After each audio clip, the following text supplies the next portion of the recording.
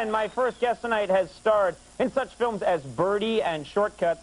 Now, beginning this Friday, he can be seen in The Real Blonde. Let's take a look. Look at this woman's underwear. See how it's all sleek and lacy, how it accentuates every part of her body and presents it like a beautiful piece of candy? What's the matter? Nothing. I'm just listening.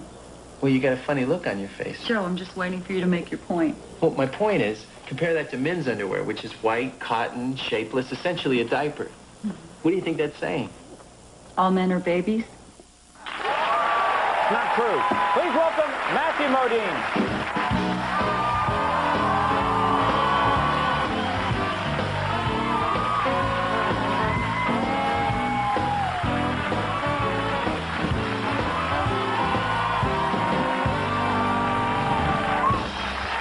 Thanks a lot for coming on the show. Thank you very much. I'm happy to be here. Yeah. That's a big crowd.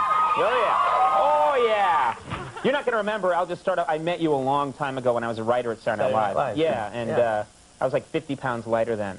I gave you a hug after we finished up the show. You remember that? I remembered you being really emotional. You know, you work at Saturday Night Live, and the hosts are usually, they go through the week, and then they're done, and they say, good night, everybody, and I am out of here. They go. But you were extremely emotional. You had a good show, I remember, and you grabbed me and hugged me. Yeah. And I liked it.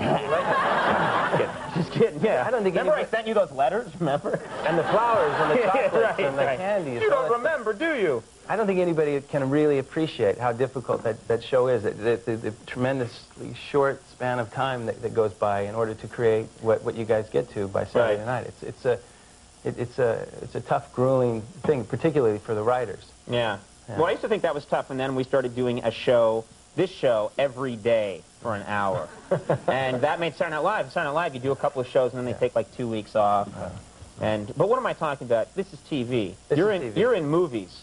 Movies, I think, that's intimidating because I'm looking at clips of your movie, and you have to really show off your body in this movie. You have to take off your clothes in scenes. I do indeed, yeah. And there's a lot of nudity. I could not handle myself being nude. Other people couldn't either, but I specifically could not handle that kind of thing. Was it tough for you? It wasn't the most comfortable thing in the world, I must say.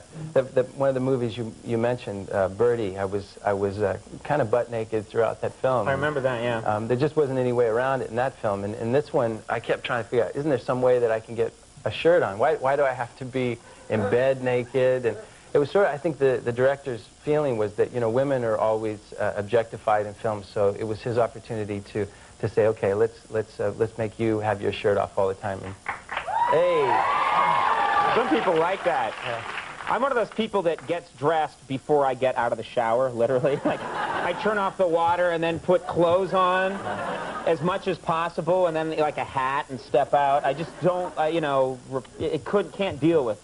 Trying to avoid that mirror. Well, let's not get personal. That's lousy for you to say. But yes, trying to avoid that mirror. I have it's tricky, and that's one of those things that some actors are just, they're just so, I guess, in touch with their body and everything that they're able to do that. They're able to be around cameras and crew members and grips and things like that. Is that why you hide behind the desk? He doesn't have any pants on right now. I mean, he's just sitting there. It's true. I feel more comfortable being naked from the waist down during an interview. That's how I enjoy the show more, you know. And well, we have so much to talk about. Can we just do another one? Okay, let's just take a break because there's a lot of stuff I want to ask you. But we'll take a break. When we come back, more with Matthew Modine. So stick around.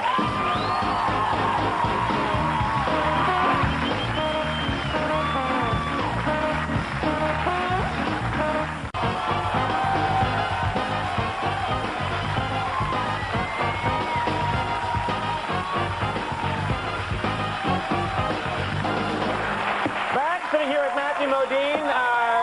You know, I heard somewhere that you got into a brawl or something. You were punched by Oliver Reed, the famous British actor. Did he hit you? And I'm curious, you seem like you're a very likable guy. Why would someone hit you?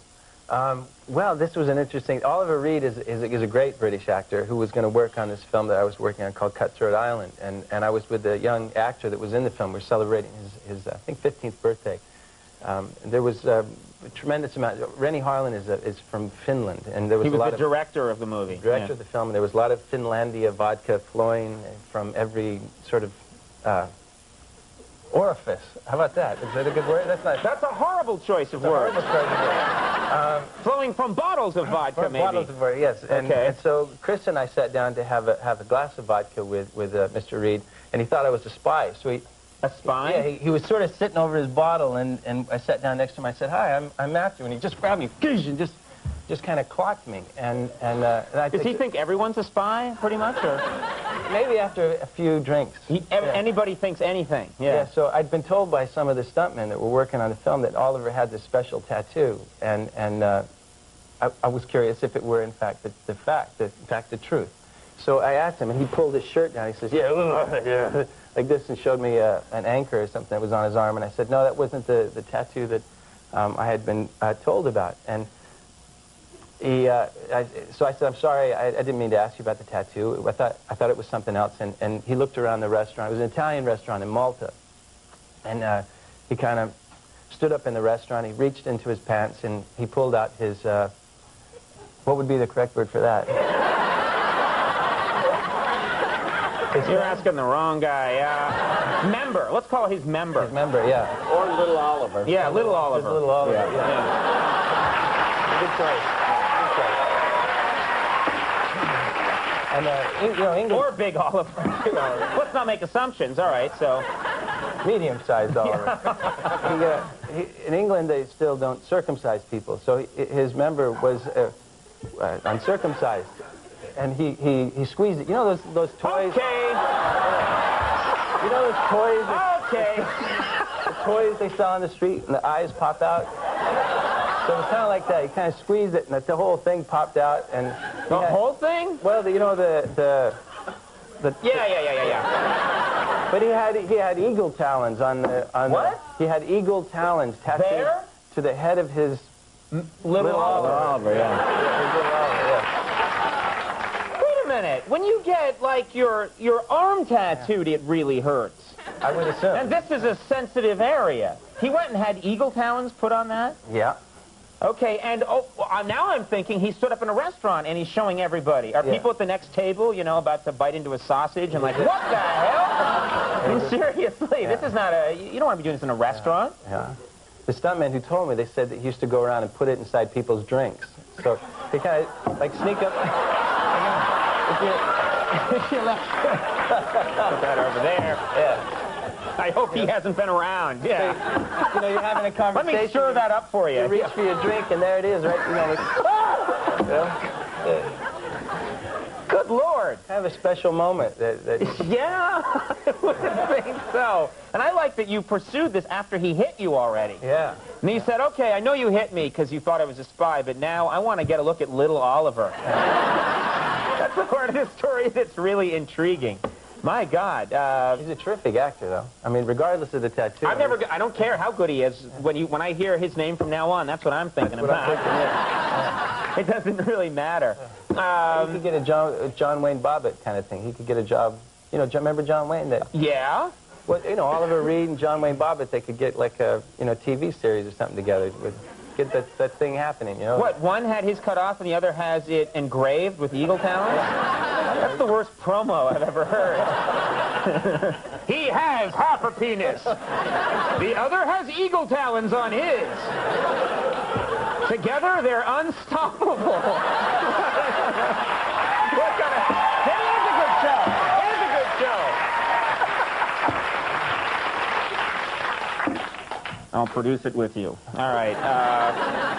Now, you have this movie, you have a new film coming out. We're tight on time, but If Dog Rabbit is a new film that you're working on. If Dog Rabbit is a film that I wrote and directed. It stars Kevin J. O'Connor, Lisa Marie, Bruce Dern, John Hurt. I love Bruce Dern. Yeah. He's one of my favorite character actors. He is so great in this film. Yeah. And yeah, If Dog Rabbit. Something my high school coach used to say when my wrestling coach, if you got pinned or something, or he was also the Frontier American history teacher, and whenever you failed a test or failed to bring your homework in and started to give him an excuse, he'd say, If Dog Rabbit.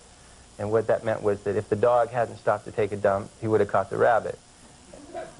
Which, every story of yours leads down an unsavory path. Asking you about your new, and suddenly I've got that image in my head. And The Real Blonde, it opens in New York and Los Angeles this Friday, and then nationwide March 13th. Hey, it was really good to see you again. Thanks for coming by. Appreciate it. Matthew Modine, everyone. Roy Jones Jr. is coming up. We'll be right back.